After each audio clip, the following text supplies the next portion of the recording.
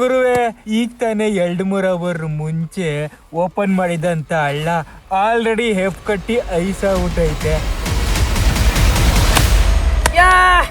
ದೇವರು ಫೈನಲಿ ಬಂದೇ ಬಿಟ್ವಿ ನಮ್ಮ ಮನೆಗೆ.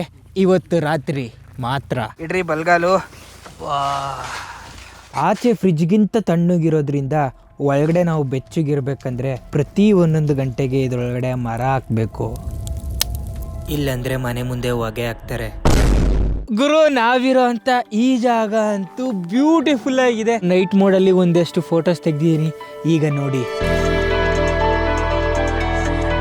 ದೇವರು ಇವರೆಲ್ಲ ಮೀನುಗಾರರು, ಇವ್ರನ್ನ ರಿಕ್ವೆಸ್ಟ್ ಮಾಡಿ ಇವ್ರ ಜೊತೆ ಒಂದು ರಾತ್ರಿ ಕಳಿಯಕ್ಕೆ ನಾನು ಒಪ್ಸಿದ್ದೀನಿ. ಆಲ್ರೆಡಿ ದಾರ ಬಿಟ್ಬಿಟ್ಟವ್ರೆ ಒಳಗಡೆ. ಮೀನೇನಾದ್ರು ಸಿಕ್ಕಿದ್ರೆ ಮೀನ್ ಸಿಗ್ನಲ್ ಮಾಡುತ್ತೆ ಅಂತೆ, ಹಿಂಗೆ ಅವಾಗ ನಾವು ಇದನ್ನ ಹಿಂಗೆ ಸಿಕ್ತಾ ಸಿಕ್ತಾ ಸಿಕ್ತಾ ದೇವರ. Relax brother, relax. ಆಯ್ತು, ಮುಗೀತು.